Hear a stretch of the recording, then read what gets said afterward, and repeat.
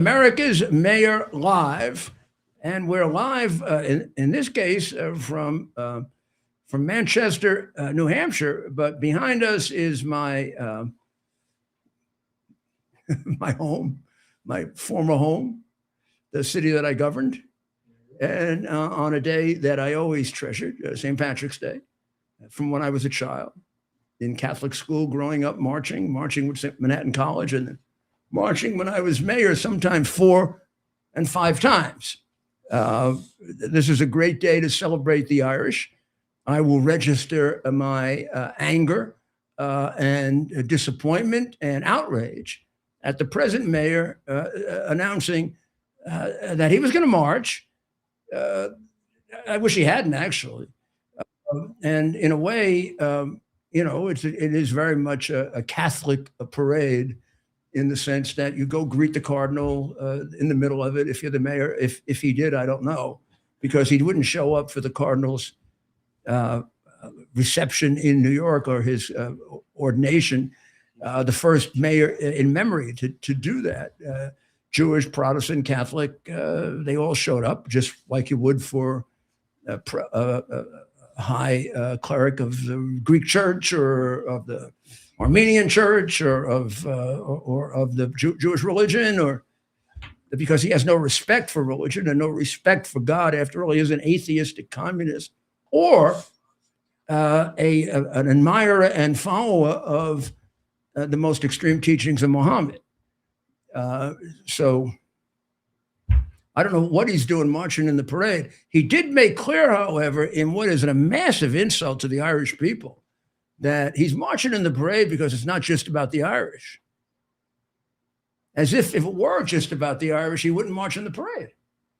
Right. What does that mean? I'm marching in the parade because it's not just about the Irish. Screw you, pal. God, the Irish kids I know would have beaten the shit out of him for that one. Right. I don't think he could have handled the Irish kids that I grew up with. Yeah. They were tough. That's right. That's you from and all of them could fight. So this is you. Not a single one couldn't fight. This is you. And they've also been some of our greatest. That parade is 275 years old, and we're celebrating the 250th year of our country. So the Irish have been here making contributions to us for a very, very long time. And if we can't take one day to sit back and admire their contributions, particularly in a city like New York, who benefited from them immensely, as we have from the Jewish people. It's a Irish city, a Jewish city, and a lot of our traditions are shaped by the Irish. Our police department, our fire department. It's great bravery, and it's unbelievable love for human life, where they put down their lives for others. And of course, it was shown to tremendous advantage on September 11, when most of the people who died, of the firefighters and police officers, were Irish or Italian Catholics.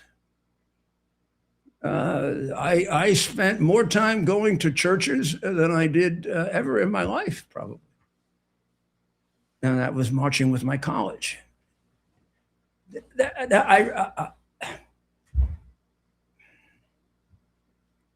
Yeah, it is about all of New York, but it's about all of New York because the Irish have made a disproportionate contribution to New York. You could say the same thing about the Israeli parade, about the Jewish people. They have made a disproportionate contribution to New York. We know that Zambombi hates the Jewish people with a passion. It's disgraceful, disgusting, and it turns your stomach. It is quite clear he hates Catholics too. And the statement that he made about the Irish people, I take great offense. And they should have told him, don't march in the parade. We don't want you, you shit. But in any event, let's turn to the war for a moment. I don't know if there are a bigger group of people than white, liberal, leftist that are, I don't know if there anybody that's more hypocritical than they are. Brainwashed. Nah, that's letting them get away. He said brainwashed. That's letting them get away with it. They're evil people. I want to talk about Megan Rapinoe, Oh, who kneeled during the national anthem, right? Disgraced us as a nation. And now we have a soccer team, a women's soccer team, that didn't want to go back to Iran. A group of them were forced to, and 6 actually stood up and said, no, we don't want to go back, asked for asylum in Australia. President Trump had to pressure the communist government of Australia with that half-wit, Albanese, who runs that country, like the guy he met, the Irish guy he met today. I don't know how the president meets with these people. I mean, this guy won't help with anything. He won't even put his 5% in NATO. right. And he's not going to help us. And he's not going to help us save the human rights of Iranian people. Why does he think anybody's going to come to help of Ireland? But in any event, Rapinoe and all of her hate America women athletes have said nothing about these poor young women who have had to go back to Iran because they're threatening to kill or are killing and torturing their families. Say about it. I mean, they're willing to disgrace their country by kneeling. I mean, and this has been going on for some time.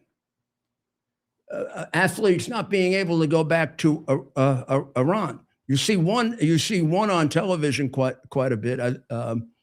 Shiva Amini, but there are about 5 or 6 of them that haven't been able to go back. And now this group is not able to go back because Tehran is preying on their families and putting pressure on their family. And there isn't a word from the American traitor athletes. Right. Where were these athletes? Who shouldn't be allowed when they kneel during the national anthem and don't show proper is that her? That's her. Well, no wonder. Look at her. She looks like a freak. Right. But they're so self-serving. They're not about helping women. That's a freak. That's not like a real person, is it? That's not a.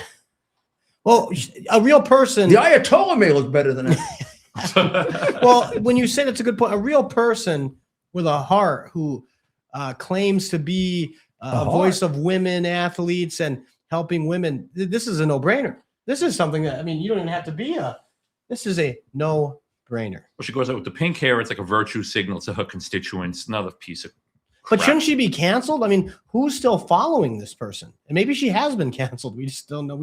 I don't hear from her, but it really is disgusting, and good on you, Mayor, to highlight this fact. And of course, no Democrats have said anything about this either. Right. Women's rights women's rights? How could you be opposed to this war if you're in favor of women's rights? Explain that to me. There is no regime on earth that is more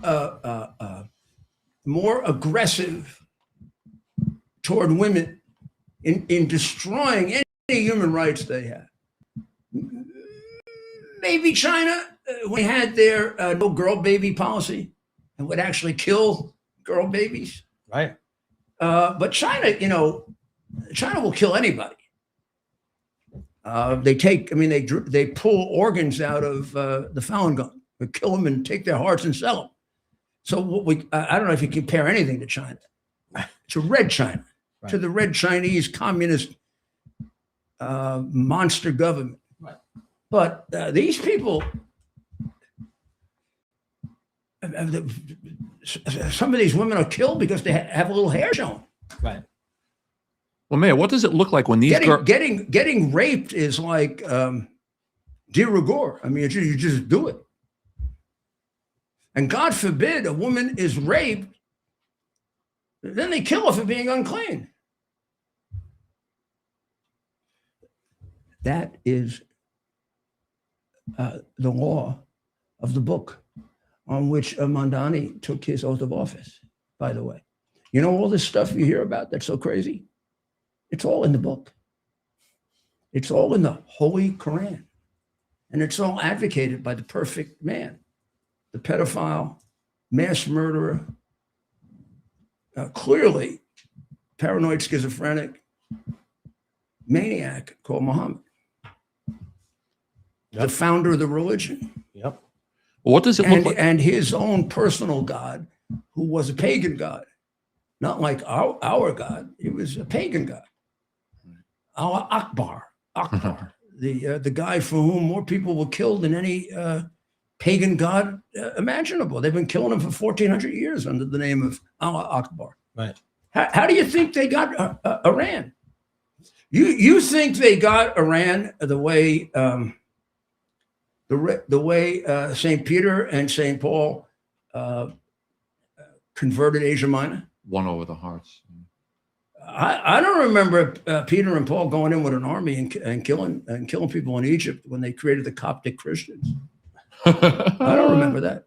I do remember in history the Muslims went and killed the Coptic Christians to make them Muslims, and they wiped out they don't just hate Christians and Jews; they also hate Zoroastrians.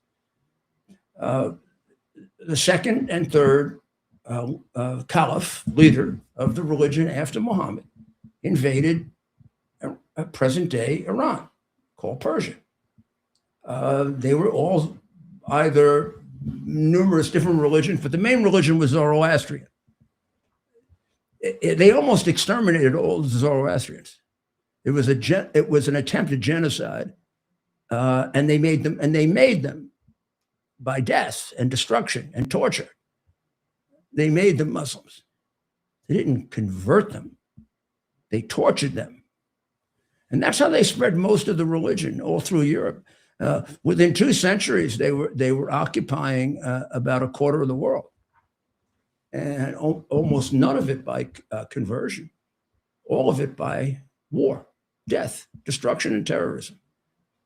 The terrorism they practice now is a very, very definable part of their religion. And when we acknowledge that and are honest about it, and we get them to be honest about it, it's not good enough to tell me, oh, I'm a Muslim, but I don't agree with that. Well, what do you have to say about Hamas, who at 2 years old teaches their kids to kill Christians and Jews? What do you have to say about that? They're self-hating. That's what do you have to say about that? Yeah. We know what Mondami has to say about that, but he and his father, they're over on the other side. Both with regard to Muslim terrorism and communism. So is the China trip going to be delayed? Looks like the president has asked for a delay. Do we have his quote? We don't really need it. What he said was, we've requested that we delay it a month or so, and I'm looking forward to being with them. The president thinks that during we've got a war going on. I think it's important that I be here. So it could be that we delay it a little bit. It's not much. It's a leader-to-leader conversation at this point, Caroline Levitt said. And it would seem to me that makes sense. Also, I don't know Xi Jinping. Except what I read and what I'm told. I do know Putin, but I don't know Xi Jinping. But I do think he's a bright guy. I mean, he's an intelligent guy, warped as hell. Woo! Not homicidal. I mean, not suicidal like the Ayatollah and those guys. It's not. I mean, it's not the same. He doesn't fit into the Reagan category. Ronald Reagan used to say that the horror and the immorality of mutually assured destruction, which at the time really mostly just involved the U.S. and the Soviet Union, meaning that either one of us had enough nuclear weapons to destroy the world. That the horror of that was either country, if it comes into the possession of an irrational, suicidal, insane person, could destroy the world. And that's the basis on which every American president since we realized that they were going nuclear, which we can thank the MEK for. I see the Wall Street Journal has an absolutely excellent editorial on their nuclear program, but they completely ignore and claim that Israel discovered their nuclear capabilities. The MEK discovered it. The NCRI and the MEK that is now fighting to take over Iran. In fact, they had a pitched battle just the other night, and has an interim government ready to lead them to a constitutional convention, and is ignored because they're not part of the of what is expected among the elite in the West, that Iran will be run by somebody who sells out their oil, because that's what they're used to.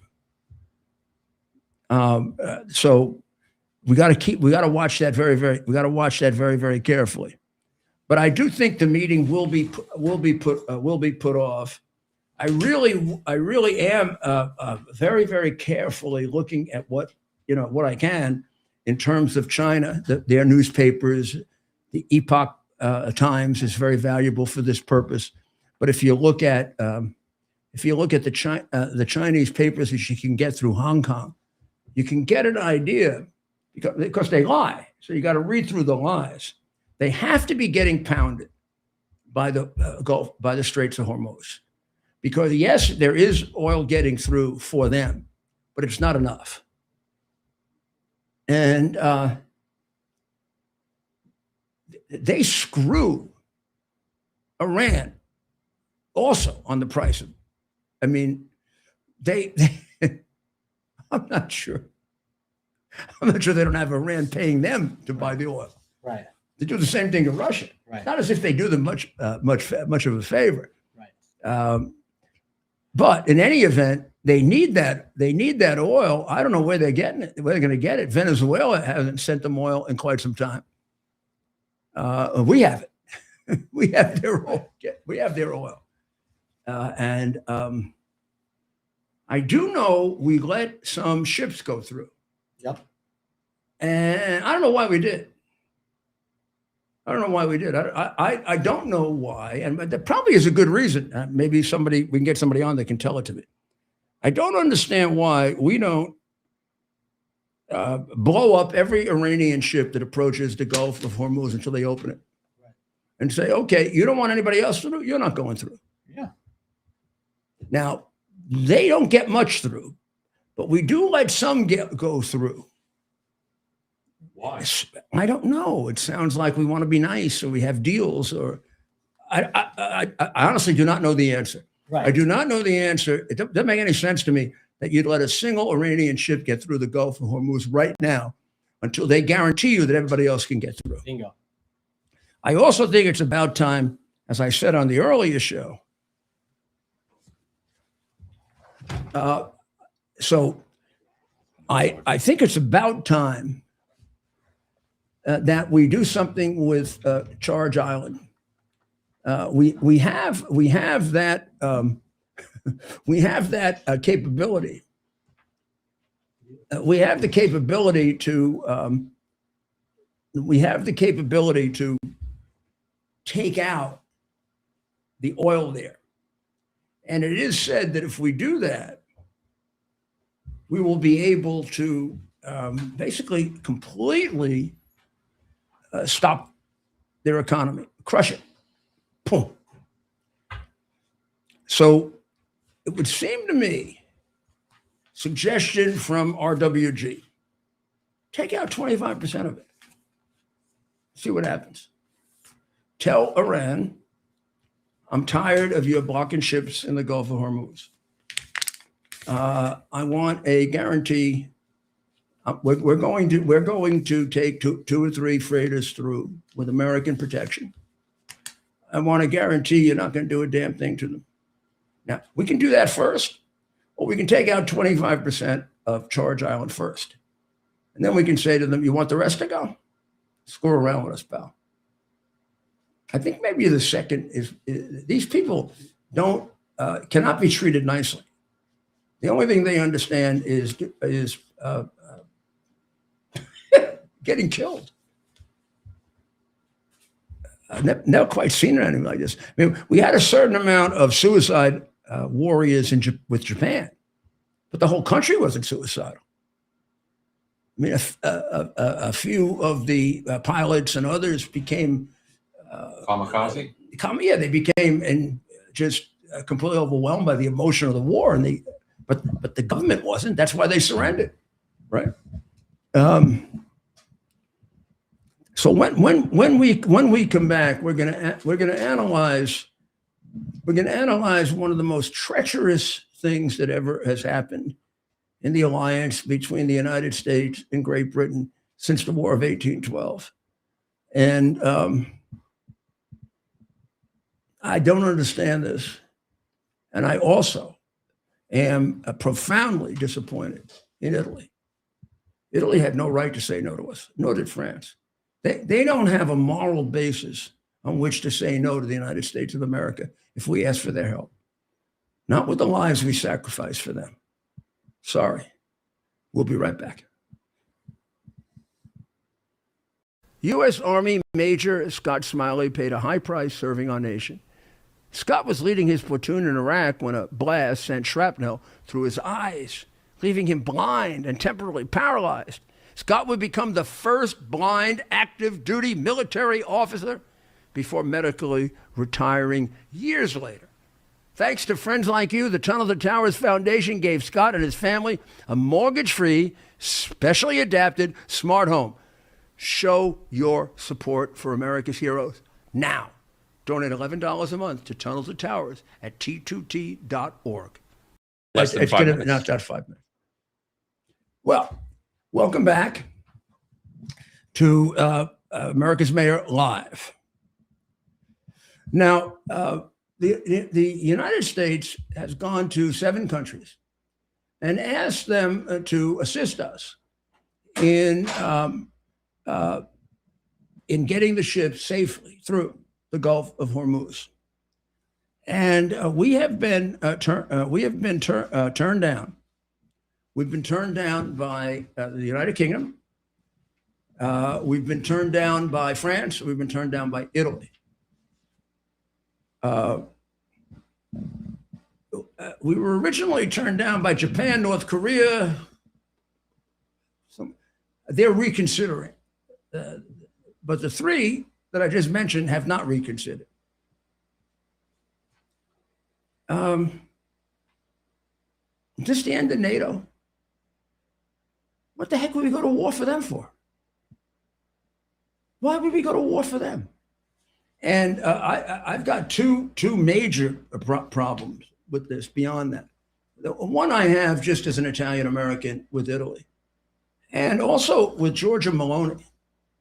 Maybe she's not able to affect this, I don't know, but we sure as hell need an explanation. I can't imagine that France has the gall, Charles de Gaulle, right? Has the chutzpah to turn us down. And you just go to Normandy and they can't turn us down for anything. And what are we asking them for? We're asking them to help us against a regime that Georgia Meloni, a regime that tortures women, that slaughters them. Are you afraid? Are you afraid of the Muslims too? Starmer, you are one useless piece of crap. You are the worst prime minister in the history of Great Britain. And Great Britain, you have absolutely no right to turn down helping Iran. You raped Iran. You're the reason, for a very large extent, why Iran is in the position that it's in. You're the country that gave them the make-believe Shahs. Yes. Who were Russian Cossacks, who assumed the name Pahlavi, make-believe name. They're a completely make-believe family, and all they did was sell out to you for 70 years. I'm going to explain to you some of the economics of oil as simply as I can do it. Hold on to your seat now. It began back between 1901 and 1933. That's before the first crooked, dishonest, murderous, dictatorial Shah. That's the grandfather of the present baby Shah, who wants to take over and has told the army to kill the Kurds. And somehow Fox and others are still talking to him like he should be a leader of Iran, like kill the Kurds, right? Which is what his father did, and his grandfather. And they stole everything that wasn't moving in Iran, except the amount they sold off to England. So when the original oil company was put together, which was originally called the Anglo-Persian Oil Company, then the Anglo-Iranian Oil Company, AIOC. Under the Darcy concession, Iran got 16%, and England got the rest. But wait, it doesn't stop there.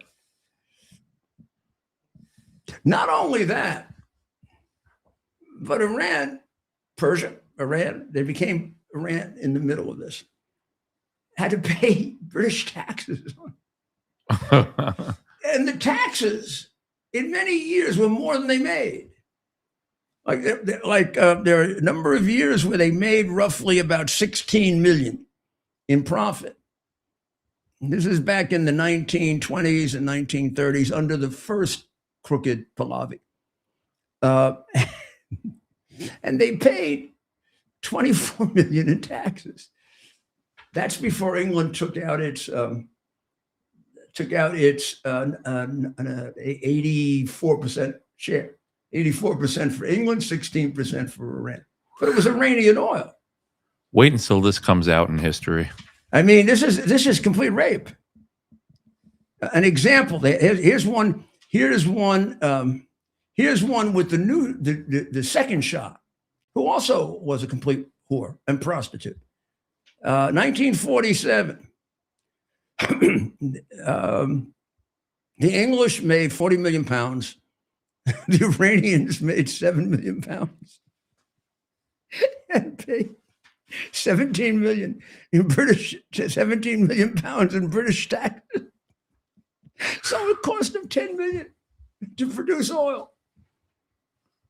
So this goes on all during Shah I sellout to Britain. And then Shah II picks it up. He's doing the same thing. 1947, 40 million for England and 7 million for Iran, plus 10 million for England, and a net loss of 10 million or so 3 million. A net loss of 3 million for Iran. They're losing money on their oil. Okay, you're saying, well, how do they get by? The Shah, meanwhile, is stealing every piece of land available, particularly the first one. The first one was a complete land thief. He owned more land than pretty much the whole rest of the country combined. And the second one and his wife stole everything that didn't move. Jewelry, gold, you got it, boy. And that's what the little baby Shah, who now shows up on television and has Fox and others kissing his backside. That's what the little baby Shah lived on. In other words, they want the Iranian people to put in charge a guy who has been supported all his life by someone who murdered and oppressed him, the son of a murderer and a dictator. Now, we say that the sins of the son should not be inflicted on the father, but the son of a murderer and a dictator who has no other qualification for the job than he was the son of a murderer and a dictator should be disqualified from the job. And decent people like Fox, and I don't know about the Wall Street Journal, they kind of mess around with it a little. I mean, this guy should just be out of the question. Plus, he's holding the revolution back because despite the fact that they say he's very popular in Iran, he is not. It's holding back a certain amount of support. For example, the Kurds. He has announced that the Kurds are separatists, and the army, the present army, should get rid of them before he has to take over. Nobody pays attention to this except me. The Kurds, of which there are 4 parties in Iran, have jointly issued a statement saying they are not separatists. They do not want to separate. They want to remain part of Iran. They want to fight for Iran. And what they want, which they have had at various times, is a certain degree of autonomy, which the NCRI, of which many of them are a part, guarantees. And the same thing for the Azeris, and the same thing for the Baluchis, and the same thing, which the only way you can hold that country together is doing that. And Madame Rajavi and the NCRI have negotiated this. This has been their 0.7 in their 10-point program for 30 to 35 years. And this guy wants to kill them. He wants to kill the Kurds. Now, the Azeris and the Kurds, who are the 2 main groups, have said that they couldn't possibly be in a government in which the baby Shah is involved, because that family has killed so many of them and stolen so much of their property. Well, Great Britain has too. But remember, the Shah was a part of this conspiracy. The Persian Iranian people and the minorities got screwed, but the family became billionaires. That's how the guy lives without working, and flies around as part of the jet set elite. And that's why they all like him. They're all sitting there thinking, we could make a couple of those oil deals with this. You can do business with this guy. So in 1951, 52, 53, the Iranians elected a prime minister, Mossadegh. And Mossadegh decided, and he had actually been prime minister about six years. And during that period of time, he decided to assert himself. And because the Shah was but not quite what he became after this. He was in charge. But Mossadegh said, we are going to declare our freedom from the British Petroleum. Of course, then eventually it became British Petroleum. There is no British Petroleum. It's stolen Iranian petroleum. British Petroleum should say stolen Iranian Petroleum Company. Yeah. And King Charles, I know, you're all environmental, all this other stuff. Yeah. Is it right for you to be living off? I mean, you don't work either. Oh, I'm sorry. The king works. But whatever the hell you do, I mean, you keeping all this stolen money too? I mean, any of it, did Andrew give any of it to Epstein? I don't know. Certainly. So Mossadegh said, agreement's over. It's over. We're not going to do business. We don't need you. We can pump our own oil. We can distribute our own oil. It's our oil. You got enough of it over the years. You probably stole, I mean, in modern dollars, $1 trillion from us, but no more. Well, that lasted a few months, and then a combination of British intelligence and the CIA, they deposed Mossadegh. They put in the Shah, and the new Shah that made an arrangement with them.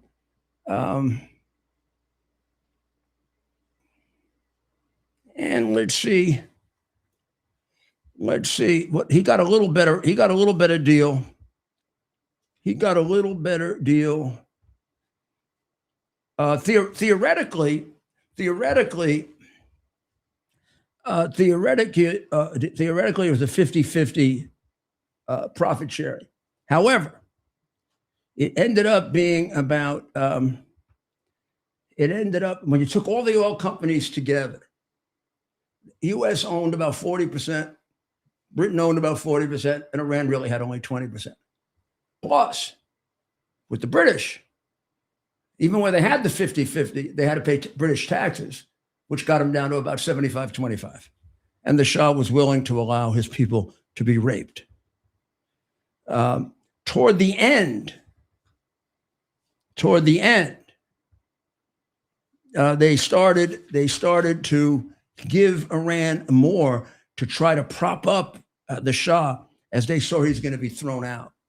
But it never got there because they threw him out. And plus, Iran never had control. The actual control of the company was always British, or in the case of the new companies, they came in American. So even though it was their oil, they had no control of the country, which is why they hated us. They're working for us like slaves, and the British they hate, and believe it or not, they hate the British much more than they do us. So how Starmer can turn down the president of the United States? I thought this was a special relationship that we had with them. Some special relationship, that's over.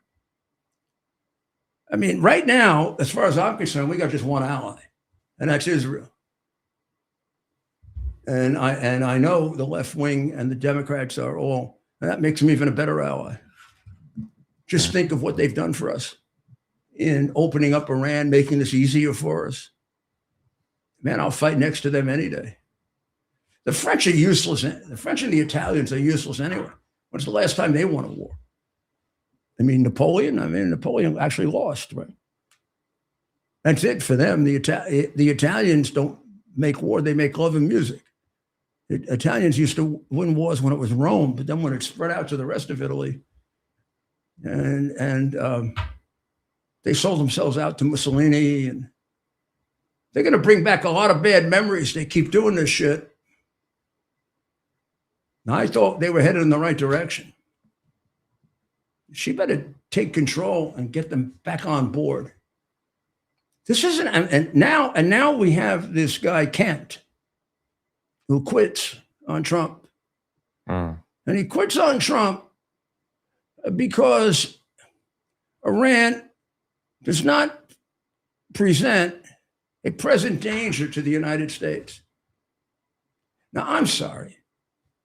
If you don't see the Islamic Republic of Iran as a clear and present danger to the United States of America, there's something wrong with you. Now, I imagine a bunch of Democrats who are afraid to side with the president. And I bet they're smart enough to know that the country is a present danger to the United States. I mean, just 3 years ago, they were saying it. Iran didn't change in 3 years. We just lost Dumbo president, that's all. But the Democrats are like that. I mean, the honesty, integrity, principle. You don't even think about that. It's just what will help them, what will hurt them. How they can make more money, how they make less money, how can they screw Trump? Yeah, the media narrative have changed. So I do not believe that most Democrats buy the idea that Iran is not a danger to the United States. It's been a danger to the United States from the day the Ayatollah took over for 47 years. A clear and present danger. We had every right to take them out when they took the hostages. And that was 1979, right, Mayor? That was 1979, 1980. I mean, they were given back in 1981, in January of 1981. And as Ronald Reagan was being sworn in, they let the hostages go. And I do believe, although I will never criticize Ronald Reagan over anything, but this one thing, it should have been followed as soon as he got himself together as president. It should have been followed with a major attack against Iran. And we should have taken him out for taking our hostages. So it would never happen again. It would have saved the lives of all those Marines if we did it. Then when they killed our Marines, we should have done it. And then many, many times under Clinton. And we should have gone after the Ayatollah rather than Saddam Hussein. That was a stupid decision.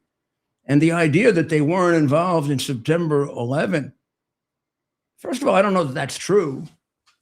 And number two, they were in a bigger sense because they were involved in moving along this whole Muhammad thing. Sickness has been going on for 1,400 years. And they kind of put it in a framework that sort of fulfills what Muhammad wanted, the Islamic Republic. That's what he wanted, an Islamic Republic that would take over the world. And even though it was the Sunnis that had more to do with September 11th than them, they very much feasted off that. And when you looked at the both of them, when you looked at Iraq and you looked at Iran and you said, which one posed a greater danger to the United States, weapons of mass destruction or not, Iran did. And should have been taken out.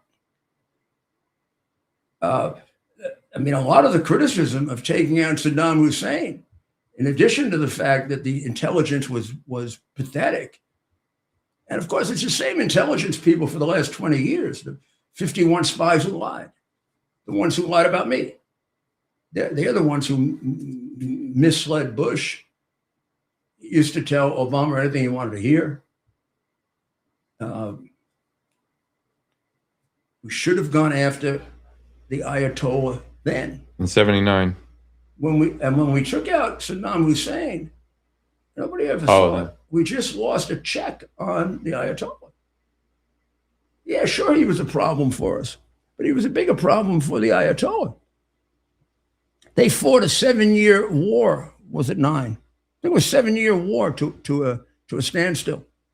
They just went back and forth right across the border for 7 years. But it was a definite check on them. And then from the moment that the MEK discovered in 2002 at Natanz that they were enriching uranium, and then subsequently discovered all the rest of it, including recently in the Parchin Desert, discovered the fact that they're trying to build, hey, by the way, Starmer, their first objective is to build a missile that will get to Britain. And if you think the fact that you're not going to help us get the ships through the Gulf is going to save you from Iran, go talk to Saudi Arabia or Qatar, who's been helping them behind our backs for years. What are they doing? They're bombing Qatar. They're bombing Oman, who tried to make peace for them. They're going to bomb you if they get a chance, unless you become Muslim before that, which is a good chance. I mean, you got a big portion of the country under Sharia law. You got more Muslim mayors than you do. I don't know. You probably have more Muslims than Episcopalians or Anglicans. Nobody belongs to that church anymore. I mean, it kind of shares in common with the Muslims that it was founded by an adulterer and a murderer. Wasn't Henry VIII? Didn't he murder a lot of his wives, as well as lots of other people? Well, he shares that in common with Muhammad. I mean, I do find it strange that a murderer, a committed, large-scale murderer, becomes the founder of a religion. The head of the Church of England was the murdering, bloodthirsty King of England, succeeded by his bloodthirsty daughter, Elizabeth I. And they're the head of the church. What kind of church is that? A church that everybody has left. It's all left because it doesn't believe in anything anymore. I believe there are pretty close to more Roman Catholics in England now than there are Anglicans, which has to have Henry VIII turning over, if he can, because he was so fat, turning over in his grave. But I mean, it would be sort of interesting if they became followers of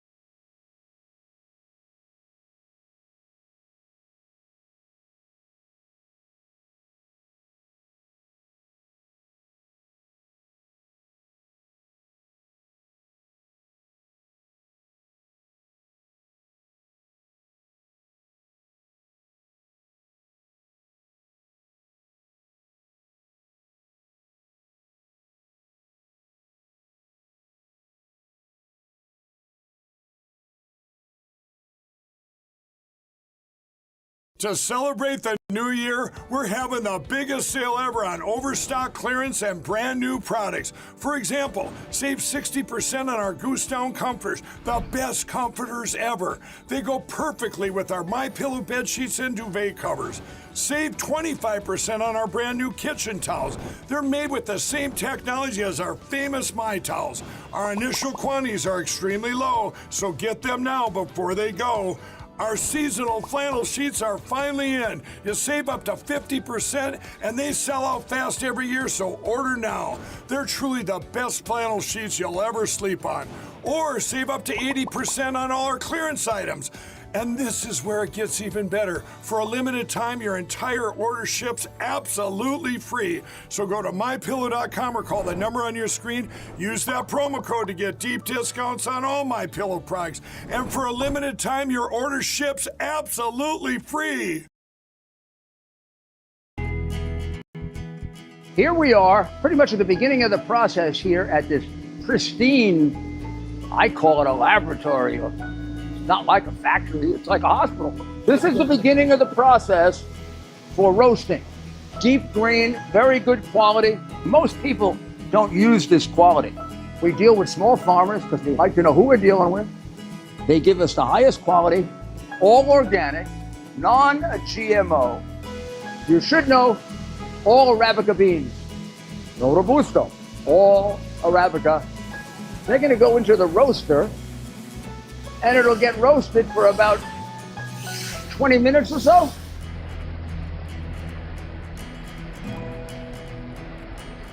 Oh my goodness, look at these.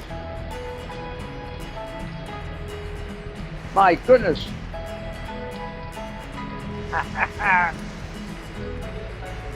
You're gonna want to specially order these.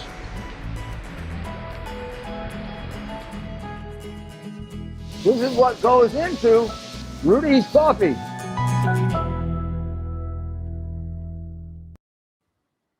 Welcome back to America's Mayor Live. As we were pointing out, there are still 4 countries that have it under consideration to help us. The president, I think, in frustration, has said, "The hell with them. We'll do it on our own." And the way to do it on our own really is to bite the bullet and hit those oil facilities on the island of charge. Start with a quarter, see what it does, and then hobble them completely. Because, really, the longer we let it go on, the more people die.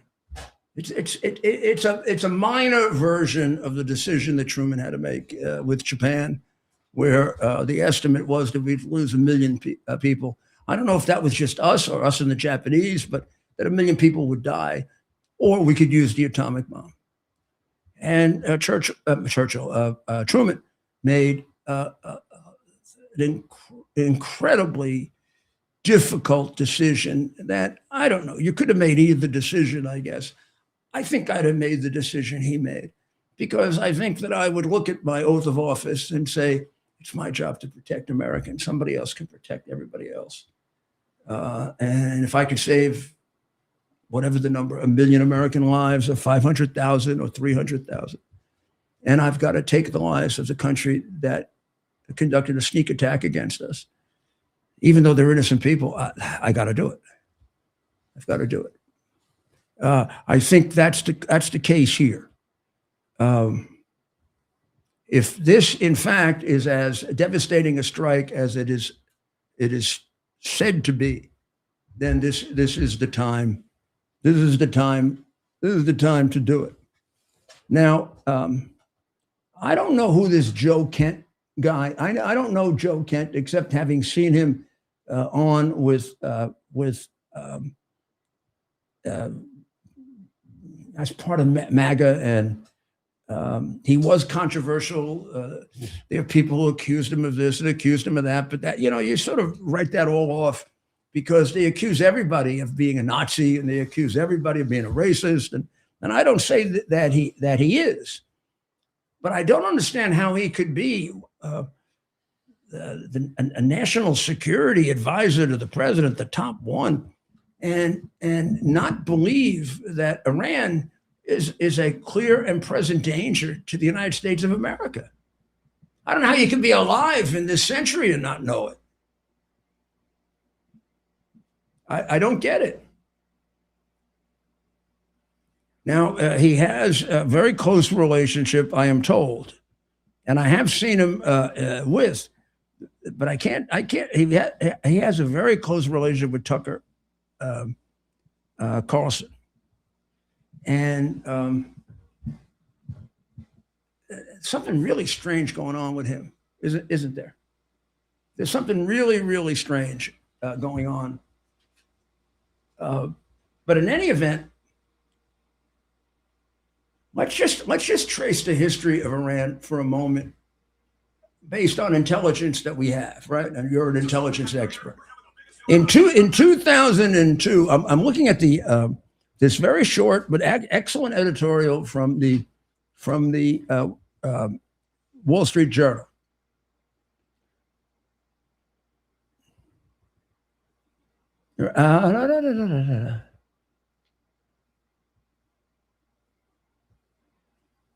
Naive is too kind a word. It's too kind a word for this deceptive partisan history that Iran is not a danger. The real history is worth rehearsing. A good date to start is 2002. I would start in 1979, but all right. A good date to start is 2002, when Israel helped expose Iran's secret nuclear sites at Natanz in Iraq. Sorry, boys, girls, it was MEK who exposed it with the help of Israel. Iran denied wanting a bomb. And in 2007, a U.S. National Intelligence Estimate reported with high confidence that Iran had ceased, I really want you to pay attention to this, that Iran had ceased its organized efforts to develop nuclear bombs. In 2003, after the U.S. invasion of Iraq, that's what our spies who lied told us. 2007, they wrote a report saying that Iran stopped enhancing uranium in 2003 when we invaded Iraq, a fact that was brought out by the MEK, who they malign, largely for this reason. They claimed that the worry was that in Tehran that they could be next. Iran's president called the report a gift from God. Others saw it as a politicization of intelligence to block George W. Bush from confronting Iran. That was the effect. Even as during that period, Iran helped to kill 600 U.S. soldiers and foment chaos in Iraq. Now, listen to this. Only later did we learn how misleading that intelligence finding was. The most conclusive evidence came in 2018, when Israel whisked Iran's secret nuclear archives out of Tehran. The records proved in writing that far from ending its nuclear weapons program, after 2003, Iran decentralized and dispersed, but continued its activities. Weaponization was concealed or pursued at universities when dual-use civilian cover was plausible. In 2009, the U.S. learned Iran had been building a facility deep under a mountain near Qom. Again, MEK. At the time, being designated by the U.S. as a terrorist organization. Not Iran, MEK, who's trying to tell them that your intelligence report is crooked. Enter Mr. Obama, who made a nuclear deal with Iran a top priority.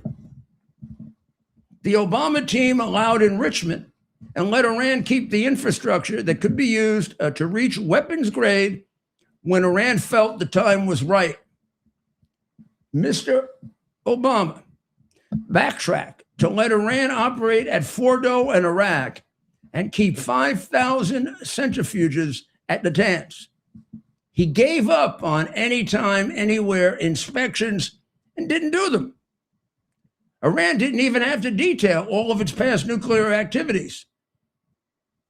The deal's restrictions would sunset after 5, 8, 9, or at most 15 years, depending on the provisions. And it weakened restraints on Iran's missile development.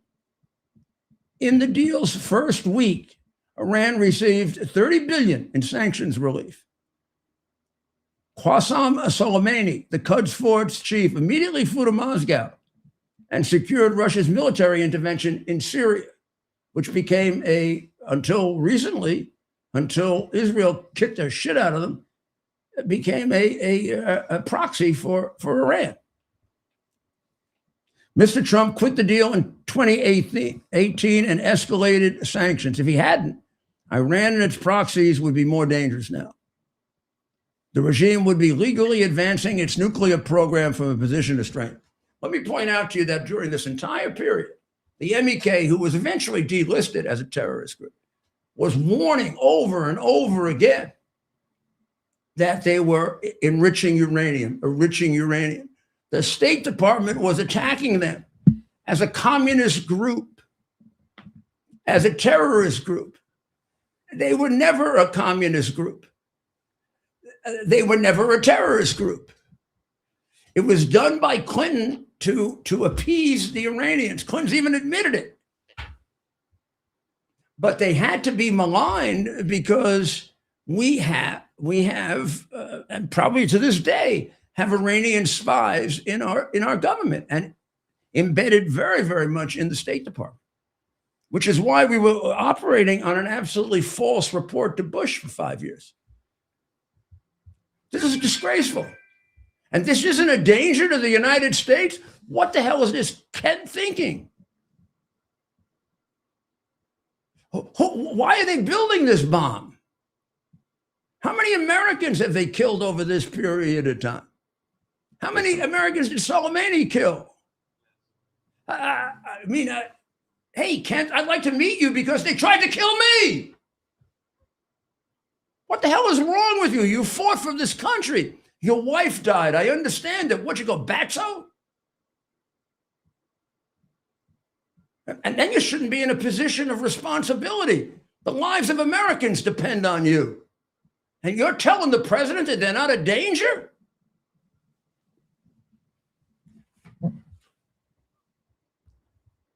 I just don't get. I don't get it. You can disagree over what needs to be done about them, but to say that they're not a danger is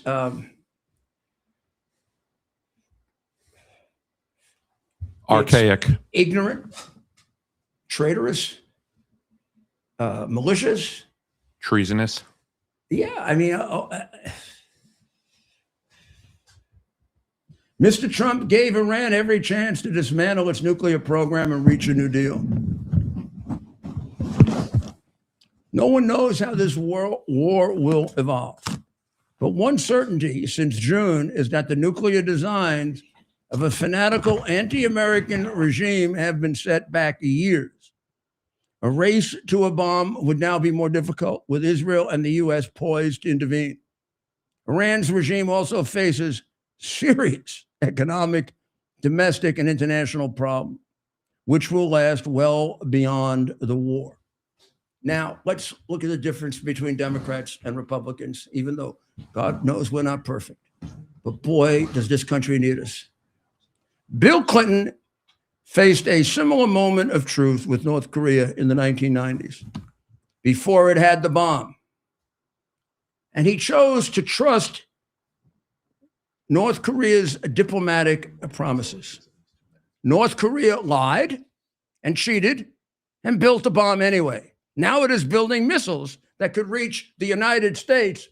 Thank you, Bill, for endangering our existence. Yeah, it's not just that you're a scoundrel. And we know what a moral degenerate you are. But you were a terrible president, including your complete appeasement of bin Laden that led him to do September 11th. North Korea, you will not stand up to. Now it's building missiles that could reach the U.S.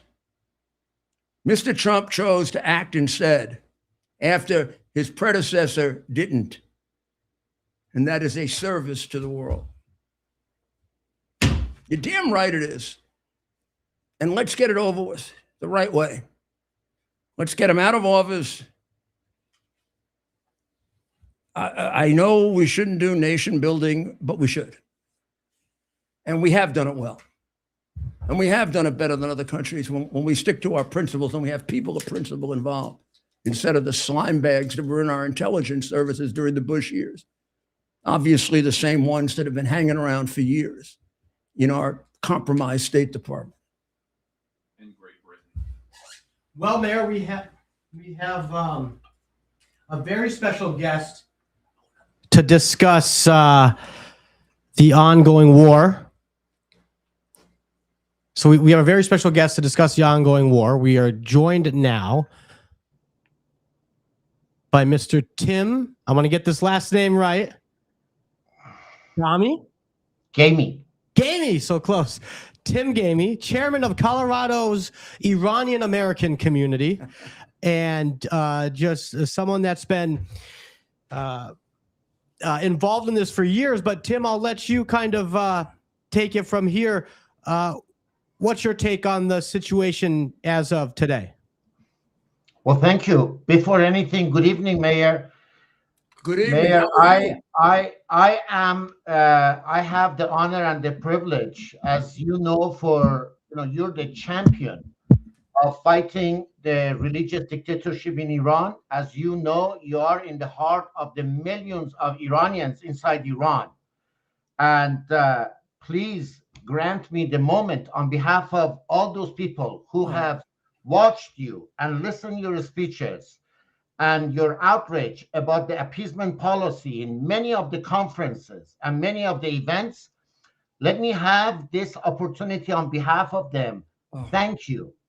Thank you. You have been a role model to us, not to give up. It has been a long fight. It has been a very bloody, very expensive, many people, you have become a role model to us to give it all we have. And we have given all we've had. And we have taken time away from work, family, and everything, rallied behind you to bring this religious dictatorship down. And I believe you, we're in the last 2 minutes. We're in the last 2 minutes drill, and this regime is on its knees. I do believe that too. Can I tell you? I've said this to my colleagues, particularly Madam Rajavi and Farzin and Ali Reza. It's an honor for me to be involved in this. It's elevated my life. Whenever you can be helping to fight for freedom, you're doing something noble and wonderful, and it's helping you, no matter what. I mean, whether they take your life or they don't take your life, or I've never regretted a moment of this effort. And look, our government has tortured us for doing this. I mean, not just me, but all my colleagues. They put us under investigation. They tried to prosecute us. But it's all worth it. And my real hope and prayer is that I see Iran free, because I know the potential that it has. So what I'm most interested in, because I think this is what the American people have the least sense of. The president is so transparent. I mean, he goes on for 2 or 3 hours, and I think we have a pretty good idea of the strategy of the war and the choices he has to make. But what's going on inside Iran? how much pressure are the people, the MEK, the NCRI, the other people who oppose? How much pressure are they able to put on the government, and how can we help them? Go. I have to believe at some point we destroy enough of the infrastructure, so there's nothing left, and they can just push right in. But please explain it to me, because I think my audience doesn't know that. And frankly, I don't know it. I call Farzine every day. I try to get updates on what's happened inside Iran. I know there was an attack the other night in the southwest portion of Iran that was successful. So give me a sense that you have of how this finally gets to a conclusion where we get ourselves a government pretty much like the 10 points that's outlined by the NCRI. Sure. Mayor, as you can imagine, what's going on right now has always been a nightmare for the regime. The Iranian regime for last 4 decades spent millions, if not billions of dollars, and used all the lobbies and proxies and everything they could to derail the international community away from actually what's going on inside Iran, which is the will of the Iranian people who have wanted freedom and democracy away from this regime. And that's why they tried to do everything they could not to see President Trump where he is today. And, and of course, the appeasement policy for last 4 decades created the opportunity for this regime to prolong its life. And now you can see in a short period of time, when you talk to this regime from the point of strength and you talk to this regime tough, okay, this regime it's on its knees. It's on the rope. It's on its last days. The reality, Mayor, is that the regime, as you know, every country has army which is designed to protect the country. But in Iran, besides the army, there is IRGC. There is this force that has only one objective. How big are they? How large is IRGC in comparison to the army? And now the IRGC is made up of the IRGC, also the Quds Force is part of the IRGC. And is that how do you pronounce it correctly? Basij. So that's the guy that was killed today, Soleimani. Another Soleimani was head of that. Yes. Tell us how they all fit together. So it's a massive organization. In my view, I don't have the exact number, but in my view, it's much bigger than the army. Why is it much bigger than the army? Because the biggest enemy to the Iranian regime is inside Iran. It's roughly 80 million people, 85 million people. IRGC was put together to protect the regime, to make sure that the regime doesn't fall. Just last month in January, when we saw that uprising that engulfed over 400 cities, it was IRGC on the streets shooting at people. It was IRGC trying to put down the uprising. So the major fight, go ahead. So that when what's astounding, it was like a 5 or 6 day period in which they killed about 30 or 35,000 people. That's a lot of people to kill. I mean, in wars, you don't lose that many very often in 3 or 4 days. 35,000 is a lot of people to kill. So when the president knows it now, but originally the president said you shouldn't execute anybody. Well, they don't bother to execute. They just kill right on the street. These weren't execution. They didn't even attempt to have like a trial, or they just shot people down on the street. That's very true. And Mayor, this number is significant compared to all the previous uprisings. This wasn't the first or the last uprising. The reason that they killed that many people is because They saw the will and the momentum in that uprising, which was organized by MEK and organized by the resistance unit. I know that. It was the second or the third day, Mayor, after the uprising happened. One of the Iranian officials on X put up a post and told his followers that don't be fooled. This is not a regular uprising. This is an uprising engineered, planned, and continued by MEK. And within 2 hours, he took it off. He just didn't want this message to get out, so he took it off his account. But this last uprising was a prime example that the people in Iran are ready. The youth have found the solution. What you just mentioned about southeast of Iran in Ahvaz, what happened there, and a week before the start of the war, the attack on Khamenei's palace, gave a clear-cut example to the Iranian people. Just like American Revolution, you have to pick up the arm. That was the day before. I believe that was the day before the Israelis hit them with the Sparrow bomb. MEK went in, did battle with them, lost about 30. I don't remember the number, but they either dead. Yeah, but also here's what I noticed in the Iranian official news releases, because they lie all the time. They admitted they took significant losses, and they described it as whatever number of MEK they took. But then they said, and the IRGC experienced significant losses, which I thought was a heck of an admission. Sometimes the most honest things about the MEK comes from the regime. Like in America, all of the people who seem to be on the side of the regime will say the MEK doesn't have any influence inside Iran. They're not that important.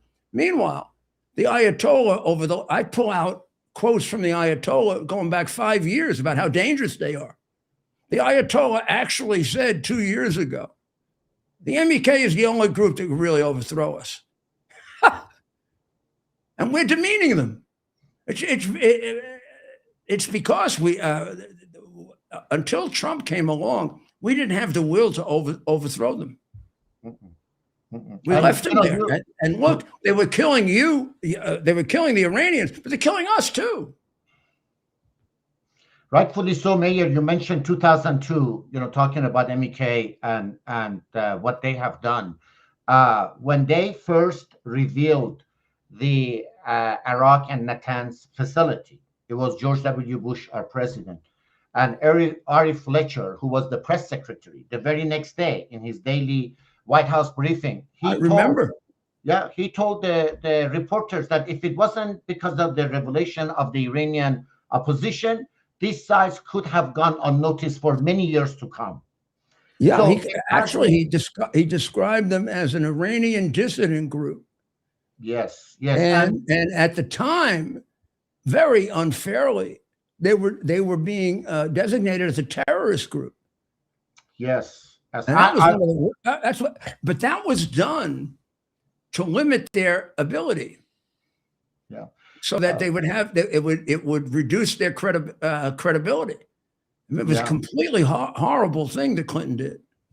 Yeah, Mayor, I have a personal experience I should share with you and your viewers. Actually, President Bush came to Colorado for an event, and I was lucky to be there.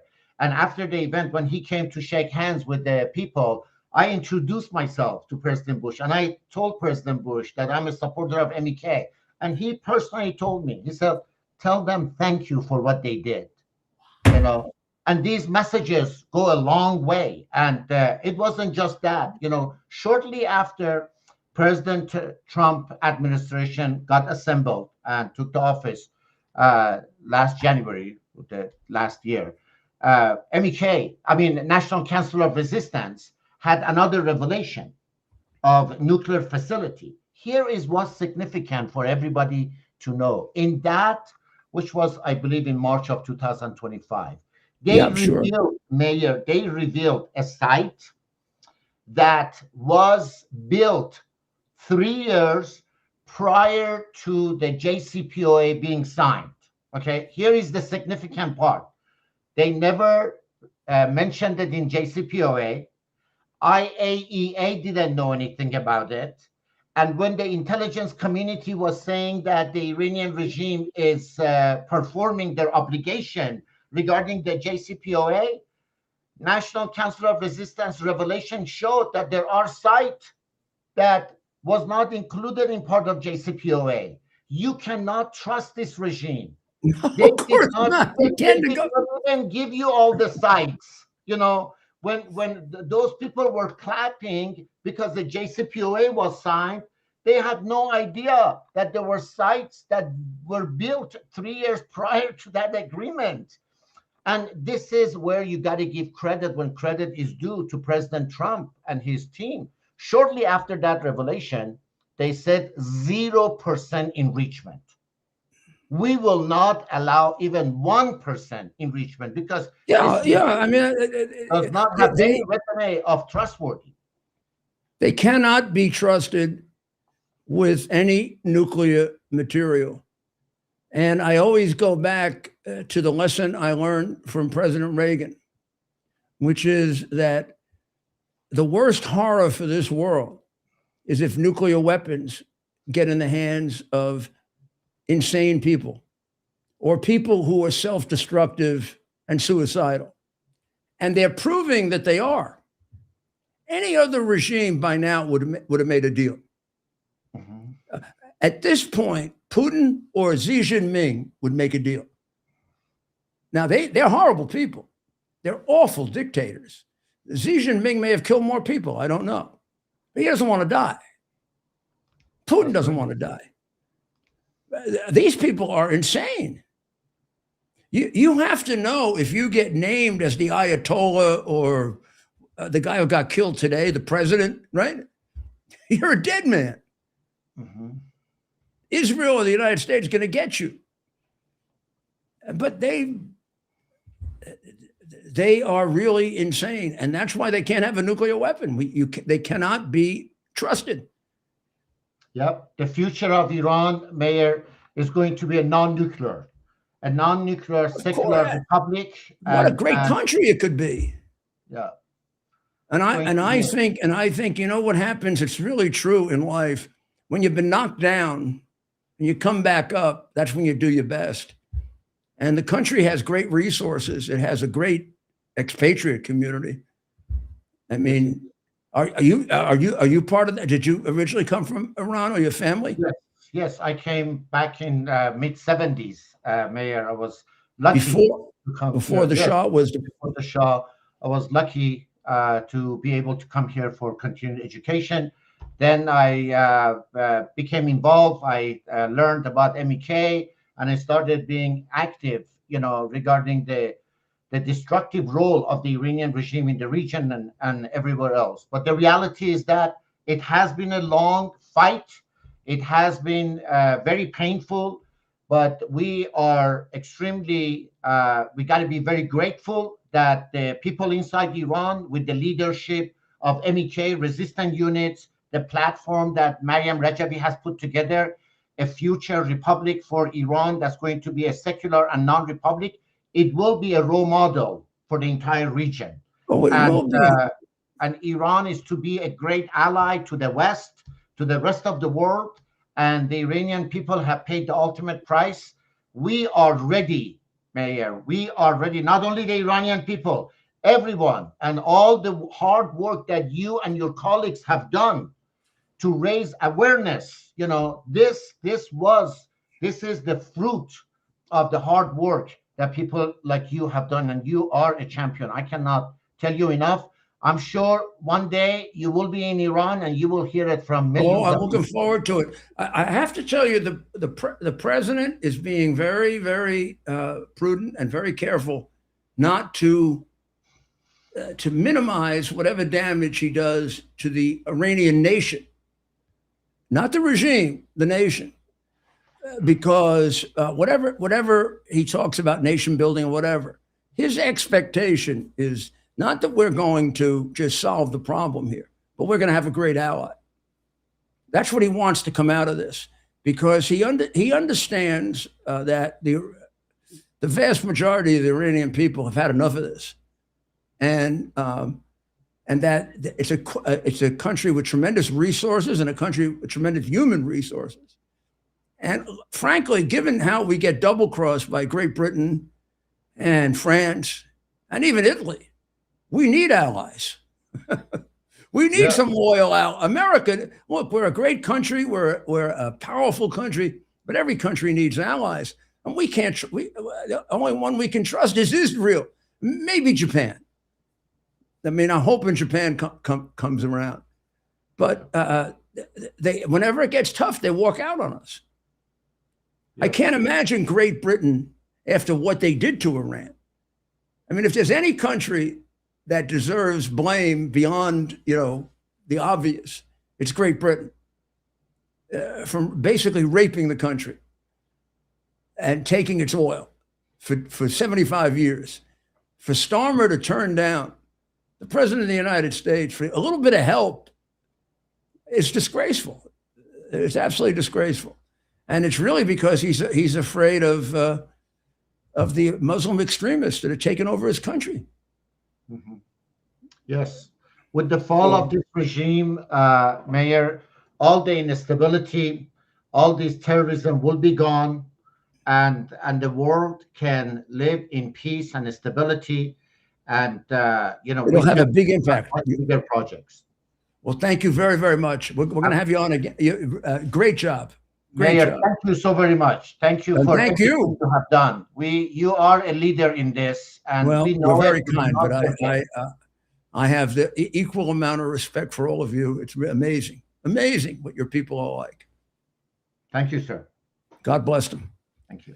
Well, I mean, I think we've had many people on. He's one of the best, huh? Wow. Yeah, I mean, so you get a sense that this is complete propaganda about MEK. These are the people that are behind MEK. These are the people that can govern a country and move it in the right direction. And as I said before, it's obvious tonight that we need allies. I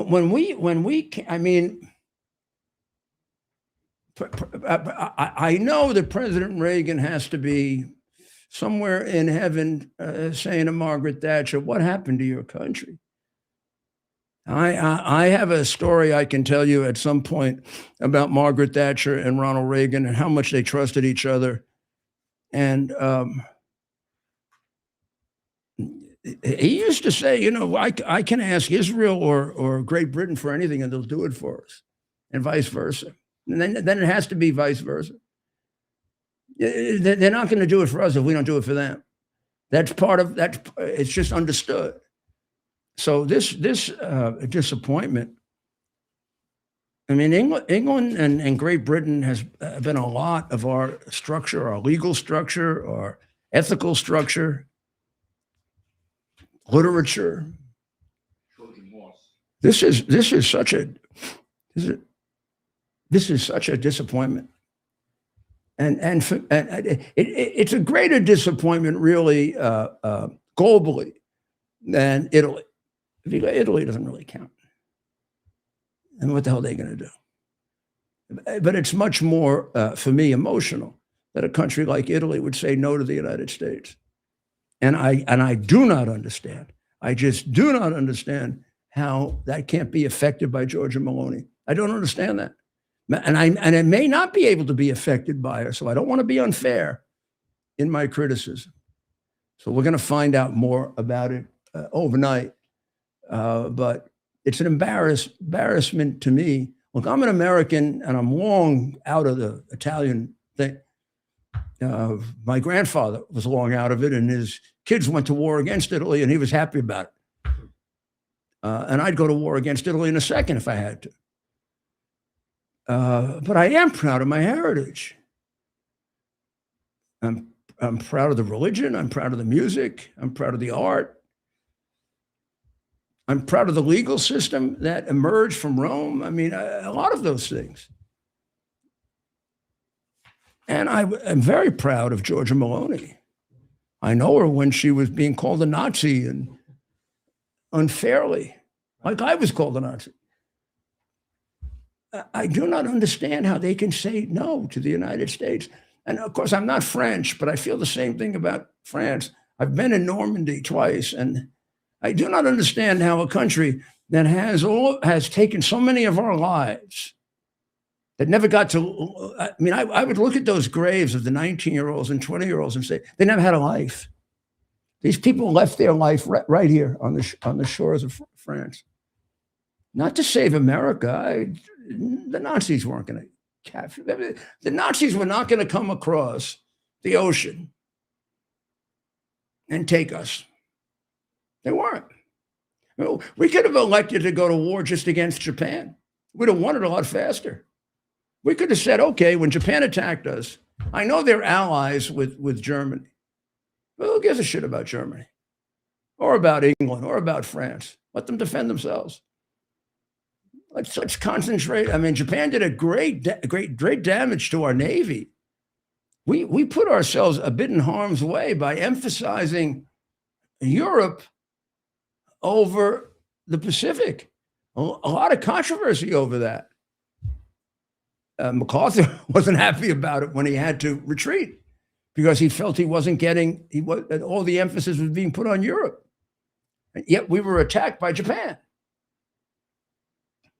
And suppose we had decided the hell with them. Why should we go to war for them? I mean, all England ever did is try to support the Confederacy in the Civil War. Well, I mean, we had a revolution against them. Then they came and attacked us again in the War of 1812. And then they tried to split us up by I mean, if they could have seen an opportunity and they thought they were back in a winter, they'd have supported the Confederacy. But they did a lot to help break the blockade. And a lot of Americans died because Britain helped to extend that war. It's not a great history with Britain of them helping us. There's plenty of our helping them. Okay, the French helped us during the Revolutionary War. What did they do? Lafayette came and went, march this way, march that way, march this way, march that way. And then the French didn't get involved in the war until the last year. And who the hell would want them anyway? They can't fight. It would be like the Russians taking the North Koreans and the North Koreans were shooting the Russians by mistake. What the hell has Europe ever done for us? Oh, gods!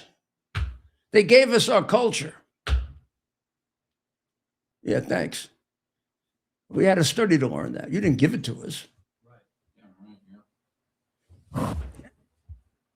I don't remember too many Europeans dying for America.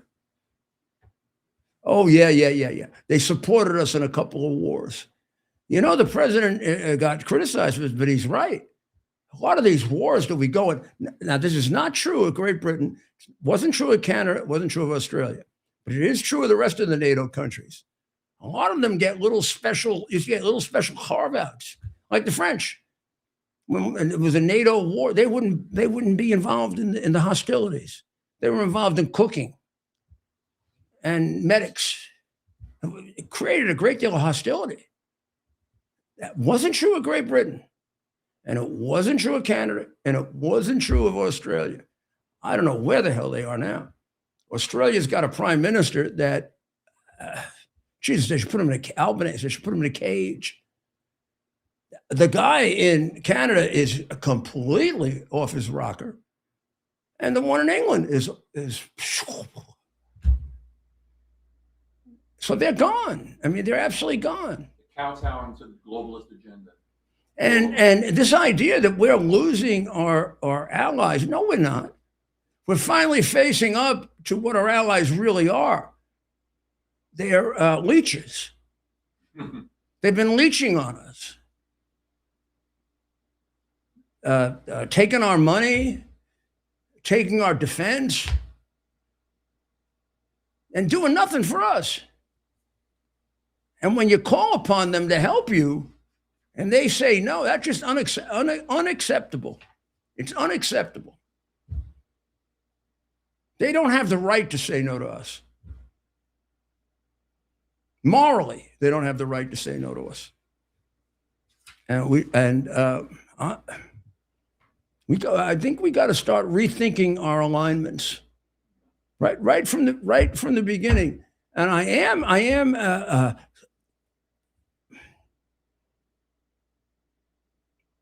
kind of disappointed, even in Japan, hesitating. Now they are rethinking it, but I really had more confidence in Japan as a friend.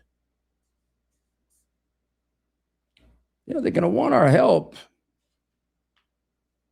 They're going to come crying and want our help. I remember when the president said, because I was representing him then on the phone with him a lot, when Abe, who was a great man, and I think if Abe were there, and I don't want to say anything negative about her because she's been terrific, but I think if Abe were there, the answer would have been yes 5 times. But I remember when the president said, "You mean we have a treaty in which if you get attacked by China, we have to go to war for you. But if we get attacked by China, you get to decide whether you go to war for us." And Abe said, "Yeah, but that's wrong, and I would like to change that." Well, that's ridiculous. Now, NATO says if a NATO country gets attacked, they all. So they're going to say, well, we weren't attacked. We started this. What the hell's the difference? We started it because they want to attack us. We started this because they've killed many of our soldiers. We started this because they tried to kill our president. You don't think they were behind what happened in Pennsylvania? Well, then you're a jerk. You're a jerk. You're a jackass if you don't realize they were behind that. And probably the one in Palm Beach, too. And what happened to the investigations? The investigation was I don't know what happened to the investigation. Right. It was handled by our intelligence services. The same intelligence services that told us for 5 years that Iran wasn't enriching uranium, and they were. To the possibility of being able to have a nuclear weapon that could destroy all of Israel. What kind of intelligence services do we have? For shit. And now we have all these, not all, we have a couple of these absolutely ignorant, stupid, childish, moronic, or traitorous isolationists. You tell me how you can be an isolationist in a world that wants to come and destroy you. And I will find you a person who should not be in public office. Yeah, that has a religion saying they should. Yeah, every Friday they pledge to kill us. Yeah. Now, do we have a problem with Gabbard too? We had a problem with her too. Is she another one of these? God, we should never go to war. Right. Well, she came out. I mean, that's great if we lived in a world of wonderful. But where do these people live? In some kind of a fairy tale world? Right. It's like they tell, we don't want to go to war. We don't want an endless war. Well, who does? Right. I mean, outside of a few people that really are into that, that's not what's happening here. And President Trump, Secretary of War Pete Hegseth, who I think we've all been. Iran is an absolutely different situation. It has been from the very, very beginning. Right. It's even different than Russia and China. Yeah. Right. They're not rational. No, they're insane. And they're part of a 1,400-year attempt to destroy us, which is ongoing. And we don't have the honesty and integrity to tell the truth about, because we're afraid we're going to offend people. What would be the next closest to Iran? North Korea, maybe? No, North Korea is too small to be a threat. They're not even a threat. Okay. And Iran is not a threat to our existence. Iran is a threat to our lives. It will kill us. It will kill a lot of us. But Rob, they're not going to take us over. Right. But Rob brings up an interesting point when he brings up North Korea. North Korea, from our understanding, has nukes, and therefore, and didn't want Iran to get to that point. And pervert Clinton wouldn't do anything about it. Pervert Clinton allowed him to develop. Right. And President Trump looked at that. President Trump is trying to avoid what the pervert accomplished. Right. Maybe he was spending too much time with Epstein and lying about it. Right. And it's unfathomable that these Democrat politicians and many in the media seem to be rooting for us to lose this damn thing, all because of their hatred of Trump, and they want to prove Trump wrong. No, It's that's true. absurd. That's true. But they've had a thing with Iran even before Trump. Ah, I mean, they've had that's a good thing point. with Iran. They've had a thing with Iran since maybe it's the oil and the money that can be made. right. That's what's a good going on point. in Europe. That's a good point. That's why Obama. That's why Europe would never. That's why Europe supported Obama in the sellout treaty. Right. Well, they wanted to do business with Iran. And as you said, the media's And the media is owned complicit. by rich people. And Yes, the I mean, like the New York Post. How much is it the New York Post or the Washington or the Wall Street Journal or Fox? And how much is it the Murdoch empire? right. How much of the influence is the Murdoch empire? Yep. What the hell is that crazy, stupid, jackass Shah on all the time for? Right. And nobody's asking him questions. They don't ask him. He real goes questions. on, and Maria Bartiromo, who's a legitimate journalist, I thought, doesn't ask him questions like, exactly what are your qualifications? Exactly. What is your plan? Yeah. Exactly what are your qualifications? You were the son of a murderer and a thief who raped the people of Iran, and now you want to be the head. But what are your qualifications? You sound like the Iranian Zoran Mandami. Everybody else is Nepo except him. He's the biggest Nepo, as well as this guy with no face that won't show up. What are we looking at, Ted? Well, now we're looking at the Shah. That's the second Shah. The second. Yeah, until the Ayatollah came along, he killed the most Iranians. Right. Right. It's absurd. They don't ask him real questions. He gets on there. It's a profound form of institutional That hypnosis. man man walked out with most of Iran. Stole. I mean, his father before him. Where does the baby Shah get it? Yeah, he has all this money. He has these nice suits. What does Baby he do Shah's for never a living? worked. He has never worked a day in his life. And the worst part of it is they're all sucking up to him, and they're sucking up to him because, like his father, like his grandfather, he'll sell the country out for money, just like they did. And the Where fact that- I showed you that Iran was losing money on oil. They only got a small percentage of the oil profits, and then they had to pay British taxes on the oil profits. And the fact that our media doesn't expose it is evidence of And why did this guy do it? They didn't give a damn about his people. All they cared about is making himself rich.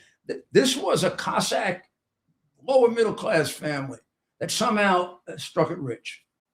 They're not. Pahlavi's a made up name. They're not Pahlavis. They made that. They made that. The name is Yukabubu. Right. Shkubav. It's absurd. His father was the most proficient killer in the Russian Cossacks, and that's why they picked him.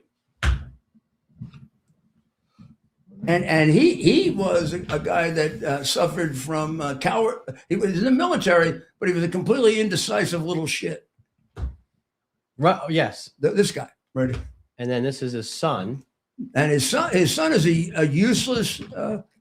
Yeah, there he is. He's the guy's never worked a day in his life. Yeah. And he wants to run a country that his father and grandfather raped. That's his qualification. Right. And they were thrown out by the Iranian people Yeah. in '79. And And monarchy. he's got the support of the rich people in America. I wonder why. Right. It's just absurd. We want some real freedom fighters. Look at MEK. Look, these people have actually been. They're over there now. And we're going to get more information on their recent And activities. what's he doing here anyway? Nice and safe. And Yeah. Get over there. Get over to Albania somewhere and join the fight. God forbid. God forbid. He was a pilot for a year, but no one ever knows what he did as a pilot. Then he volunteered to fight for the Ayatollah. He volunteered to fight for the Ayatollah against Saddam Hussein. why does Maria Bartiromo back off? Why? That's a Because good the boss question. tells her to. Right. And because she's more interested in keeping her job than she is the truth. There you which go. goes back to January 6th and her turning on me. And I was on Maria Bartiromo. When Maria Bartiromo was doing the thing on the floor of the stock exchange, I used to go and spend time with her to help her because I liked her, and she was Italian American. But I mean, she double crossed me. Like I haven't heard from her since then. Since Fox said no Giuliani because Giuliani believes the election was stolen, which Right. she did. She's over the top believing it. Over the top. She and Hannity were both over the top. But couldn't breathe a word of it on the air. And now They did at first. now they've been beaten, they've been flogged, and Whipped into submission. They're in the camp. They're Yeah. in the Murdoch camp. Put the Shah on, and don't ask him what his qualifications are. God forbid you should ask him. The guy wants to be the head of a country that's probably one of the most complicated in the world, 90 million. and you people. don't never ask him a question about exactly what qualifies you for this, other than the fact that you're the son of a dictator. A dictator that was thrown out of the country by the people of that country. What qualifies you for this? Or tell us your work experience. Yeah, just give us something, anything. What's your plan? Who Plan is what I'm Who's wondering. going to be your prime minister? How are you going to? Give us Or something. what were all those conversations with the IRGC about? You really think that 50 to 100,000 IRGC are going to come over and support you? If they are, then you're probably a part of them. Right. Yeah. I mean, I have questions why if don't that's you the ask case. questions that a legitimate, honest journalist would, because your boss is planting them there, and you're not allowed to, Maria. Jeez. And why are you paying people So I don't know. You people who trust Fox, I mean, a lot of good people on Fox, and they're a lot better than what else is around. But they got a lot of sellouts too. And the president has to put up with them because he's got to have some place where he can go on. But they double crossed him so bad on January. How about when they spent 2 weeks trying to support DeSantis? I mean, it was like what is the president? Yeah, I'm curious on what the president thinks of all it that. was like the DeSantis 2-week infomercial. Right, and we were together then, and it baffled me. Like, what? DeSantis did this. DeSantis did that. DeSantis is Superman. He came in. DeSantis would do DeSantis, and I remember DeSantis couldn't campaign his way out of a box. Yeah. I had to go down and help him. The president forced me twice to go campaign for him because he was virtually inarticulate. I mean, he won that thing with the Trump endorsement and with Mayor Giuliani going down there. He and Senator Scott, who at least acknowledges that I won the election for. And Senator Scott was a great governor.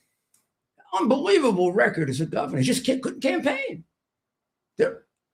Roger Ailes and David Garth, the two very best political consultants in the history of the world, were my campaign managers at different times. And they had one thing in common. They used to say, there are people that you can't put them on television because when you do, they lose votes. They literally lose votes.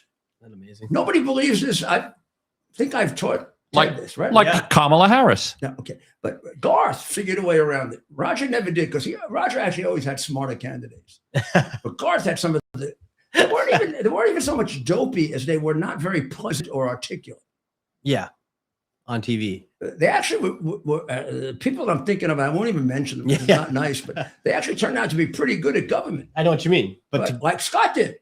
But couldn't campaign. Scott was as good. Scott was as good a governor as Bush or DeSantis, maybe better. Right. He just couldn't campaign. They weren't made for television. Or campaigning, that's a different art. What Garth would do, Garth invented this. He'd do the Citizen commercial. Instead of putting, so let's say it's Giuliani, right? Yeah. So instead of Giuliani appearing, he'd have. Oh, come on. I live in Bensonhurst, and I got to tell you, there's so much crime. And that Giuliani, as U.S. attorney, cleaned up the mafia, cleaned up Wall Street, cleaned up the drug dealers in my neighborhood. That's the guy we need for mayor. Then he put somebody else on from the Bronx. Giuliani's a great guy. One day I came to him. My kid was very, very sick, and he helped me to bring him into the hospital and take care of him. And that's the way he would do it if Giuliani couldn't speak English.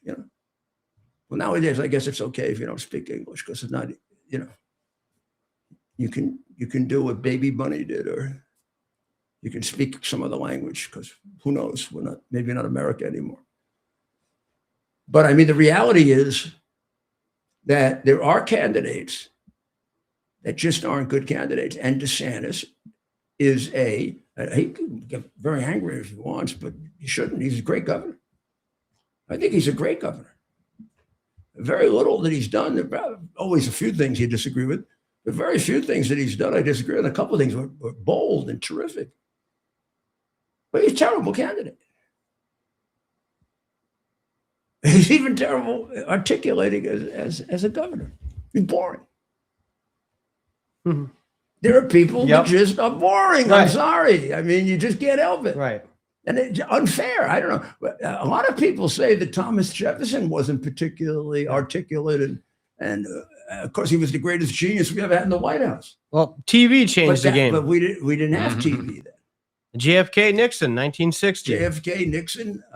Then you end up with superstars like Reagan, Clinton. Clinton's a superstar, Right?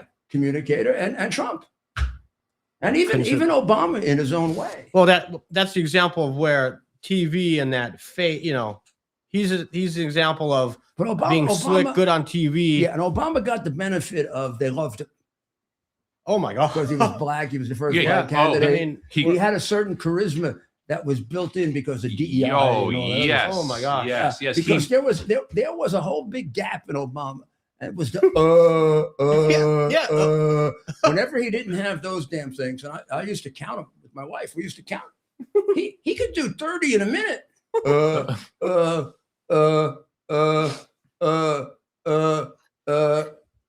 But they called him. I'll go back and get a couple of those, and we'll count them. It's filled. unbelievable. This guy was overrated as an intellect. Yes, of Yes. course. Yes, Didn't yes. you- I mean, what did you say? He didn't actually write for the Harvard Law Review? No, But somehow he got on the it? only. I think he was the only, whatever they call it, the chairman or the president of the Harvard Law Review. He who filled. didn't get it by writing a. Usually, they pick the head of the law review based on who wrote the best note. Yep. They all get together, and the board looks, and then they pick the person. And he never wrote, as far as we know, he never wrote a damn thing. He filled the virtue We signal don't even know if void. he can write. I haven't seen him Well, write. Ayers wrote his book, whatever it was, Haunted by My Father, Dreams. Dreams of My Father, where he Yeah. couldn't figure out if he's white or black. He was a big virtue signal, I think. Don't you? No, I figured, I read the book and I said, hey, jerk off, you're half black and half white. A lot of people like that. Roy Campanella was half Yeah. white and half black. He was a great catcher.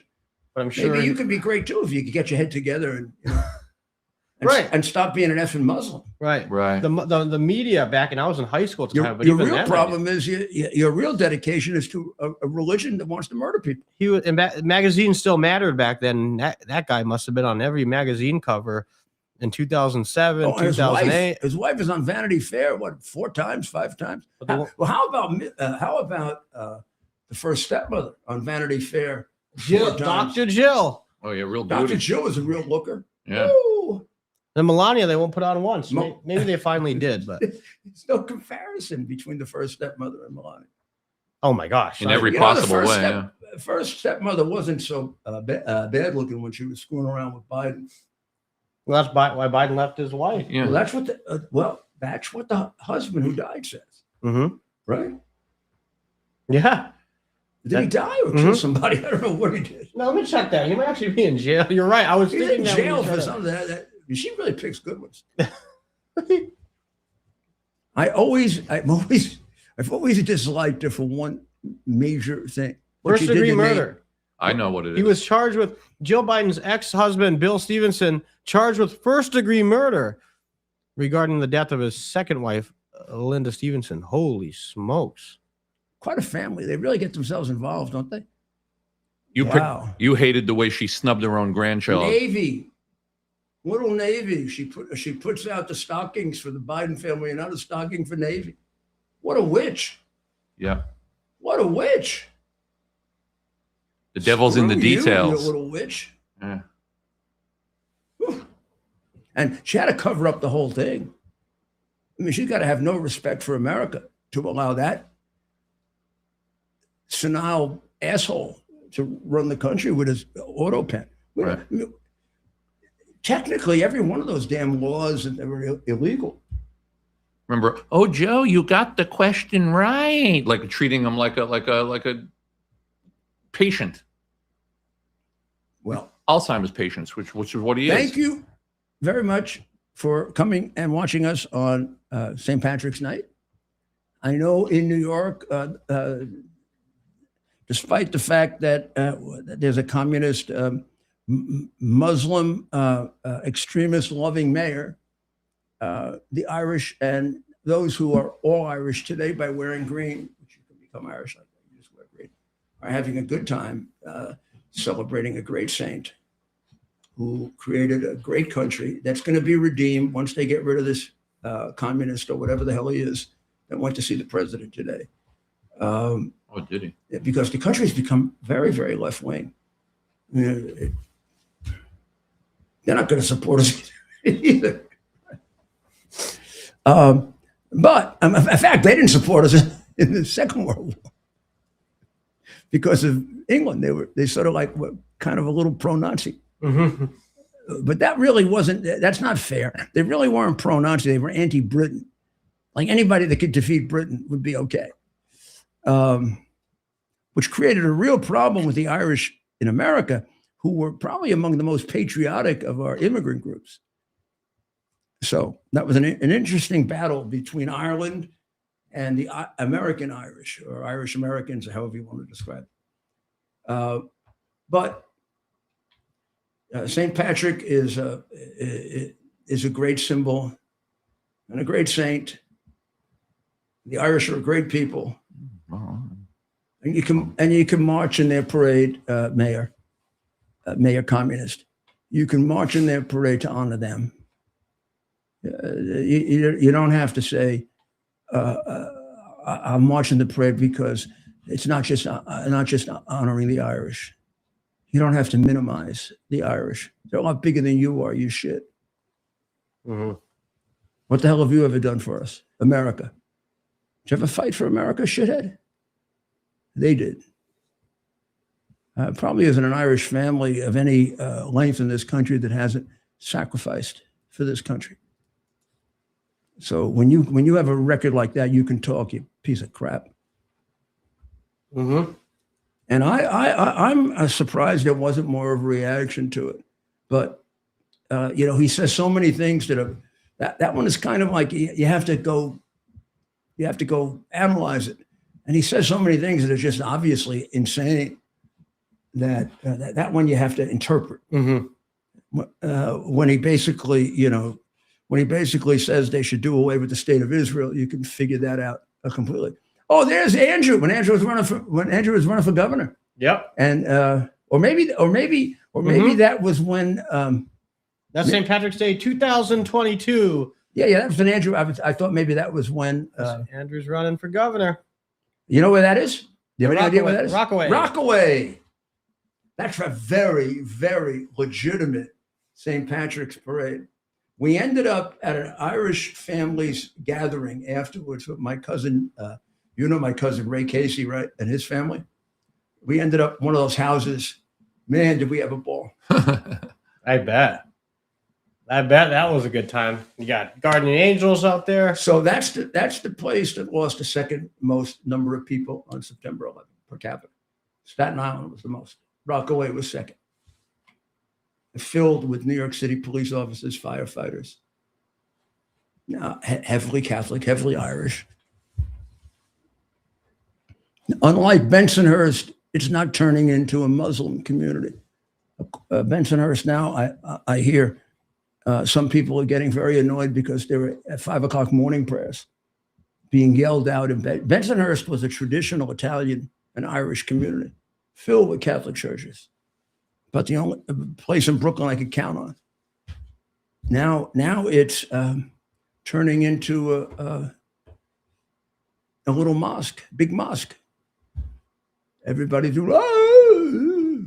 I wonder if they say death to America and death to Israel. They do. No, I don't think. You think the ones in the Bensonhurst? Well, probably not. You would hope not. Anyway. But they probably are on Iran's side. Right. I bet they're against a war with Iran. Which how American can be against a war with Iran is very hard for me. Like this guy Kent, I don't get it. They're not a threat. they're not a threat to America? What do they have to do to prove they're a threat to America? They got to kill more people? Yeah. What kind of jerk is this? Do you know this guy, Kent? What kind of a jerk is he? I do. Is he smart?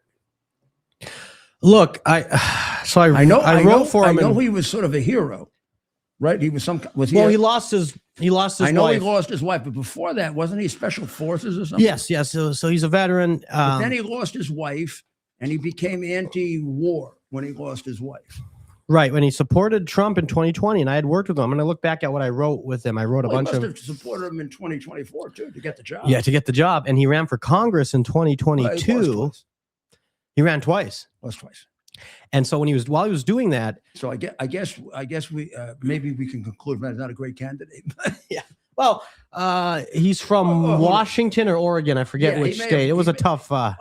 Unfair. He may have been running in places. Where, but what's unfair on his part, and we can't let this go, Mayor. And I want your opinion on this. His resignation letter today. It's one thing to just put a general line in. I'm resigning at differences on policy. Right. That's one thing. This man took 2 shots at the president out the door. He said President Trump is controlled by Israel, and this was all done at the behest of Israel. And then he said, Iran does not pose an imminent threat to the United States. Well, both of those things are totally insane. Right. They're insane for anybody to say.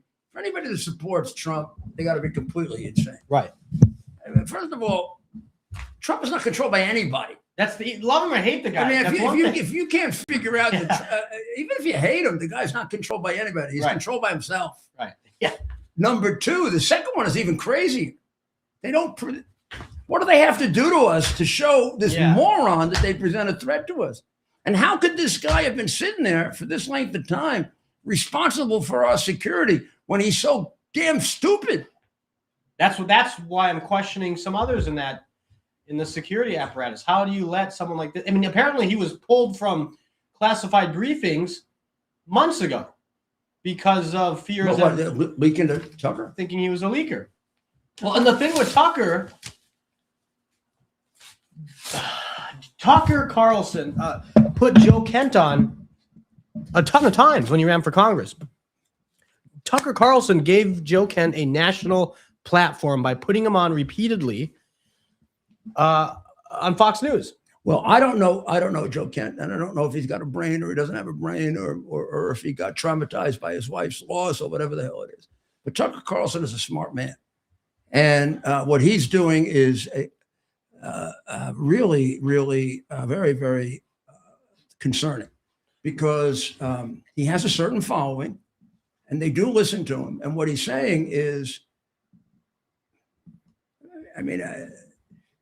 maybe it's, I'm not going to accuse him of treason, but I am going to say that the words that he's saying are treasonous, whether he has the intent or not, and they're completely irrational and insane. Right. He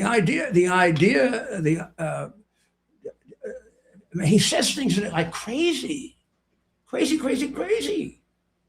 Maybe he needs help. Maybe they should put him in a hospital or something. I don't know. Well, he's the one that told us over the weekend that he is being investigated by the CIA. So one of two things are. So that means one of two things. He's claimed that the Mossad. I think they were all operatives. That's what I think. Didn't he claim about a week ago that the Mossad killed some people in Qatar, and the Qatari government said he's out of his mind? Yes, in Qatar and maybe the UAE. Yeah, they both said he's out of his mind. Yeah, he said Mossad killed. Yes, and then they said he's out of his mind. And believe me, Qatar wouldn't do anything to help Israel if they didn't have to. Right. So one or two things are true. What? But why would he? Why would he say that? Why would he lie like that? That's where these questions just come to up. Malign Israel. Well, and then he says stupid things like, "Well, I really do care about Israel." I mean, that's ridiculous. You say the most defamatory, horrible lies about them. And then you put that Fuentes guy on, and you never asked him. You were like Maria Bartiromo with the baby Shah. Even worse. I mean, you kind of put him on your lap, and you were doing this with him. Right. I mean, I was getting worried. They're operatives. They're all operatives. even I unsuspectingly. mean, you want to be careful with Fuentes because you could get him all excited. He's never had sex, Yeah, right. Well, which he didn't told the bring world, out, yeah. which Piers Morgan brought out. Piers Morgan actually, I don't know where he got the gumption to ask the question, but it was great. He said, "Have you ever had sex?" He was saying crazy shit. Right. Have you ever had sex? He thought the guy was going to say, you can't ask me that or whatever. He said, "No." Piers went like this. Hey, he's waiting until marriage. Did you ever have sex? No. I might explain some of his. It's a weird answer. Yeah. He's saving until marriage. I'm not gonna. No kidding. I'm not gonna No kidding. If you ever listen to this guy, that isn't the weirdest thing that he said. I mean, how about loving Lennon? Right. He loves Lennon, and he's serious. Right. That wasn't the first time or the last time that he said it. Right. It's not as if it was like a stupid thing he just said. And then sellout Tucker says, "We'll circle back to that." Never does. Right. Right.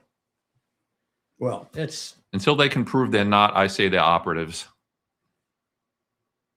They have a burden to prove a it. lot of people are worried that this will hurt the Republicans and the MAGA movement, whatever. But I just have a feeling that these guys like Tucker and Fuentes and maybe Kent, I don't know. I think they have a tendency to go too far, and then they lose people. They gain people, and then they go over the top, and then it reverberates. And I think it's starting to happen with Tucker. I think he has gone over the top, I think more than a few people are saying, "What the hell is wrong?" right.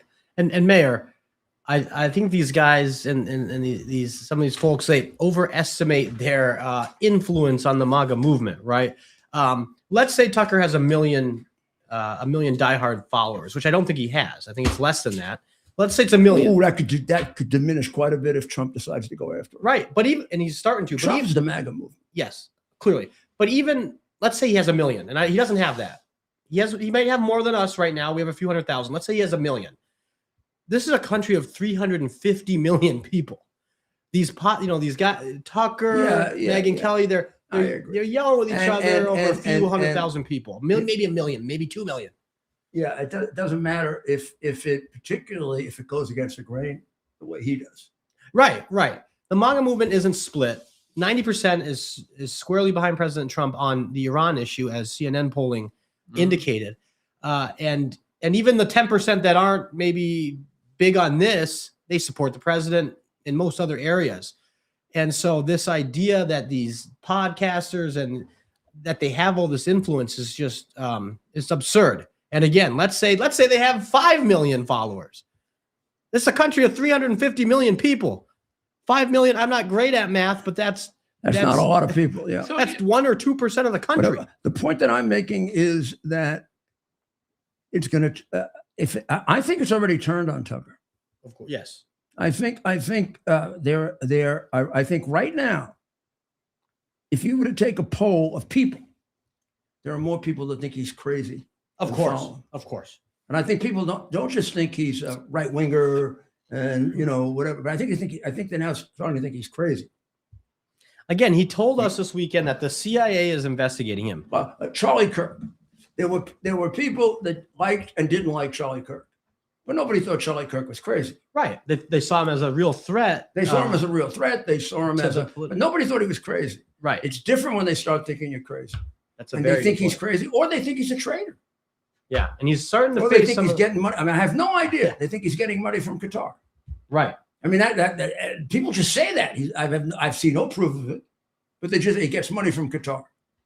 Well, he did those interviews too with Ted Cruz and then somebody else recently, and like the media was able to construe that into, oh, Tucker really won those arguments. But if you listen to it, I think Ted Cruz tore him. Somebody else recently. Ted Cruz is working at about a 30% higher IQ than Tucker. He's a much smarter man than Tucker. Yeah. I mean, there's not even a comparison between the two. Tucker is like working hard to keep up with him. And he trips them up with this like young crap, like talking this young lingo, and the young people understand him. But if you really listen to what I don't know what young people understand him. I don't think that's the case. Well, they understand mishmash. I think young people like Charlie Kirk. I don't think young people particularly like smart people do. Twinkle Toes. Right. Yeah. He's going to start having more Democrat followers than Republicans with the way he's just bashing Trump and accusing this administration of working for Israel. That's like it's beyond the pale. Intellectual shit that he gets involved in, and he gets a group of people that's. Now, I would like to go back now into his past, because I always rejected this, and I reject it a lot because they say this about Republicans a lot. Yeah. But way back, there used to be allegations he was anti-Semitic. Way back. And I always dismissed him as, first of all, I never paid attention to it and didn't see it. But I want to go back and see, is this a long-term thing with this guy? Wow, well, that's opened up a whole can of worms. I worked for the Daily Caller in 2016 and into 2017. That was Tucker Carlson's news outlet. And Well, let's talk about that. Yeah, Mayor. we're gonna take a look. I got some stuff for you there. All right. Well, have a happy St. Patrick's Night, whatever's left of it. I want to remind you that on that 2 days from now, which would be Thursday, will be St. Joseph's Day, which is a Italian festival, and not celebrated everywhere.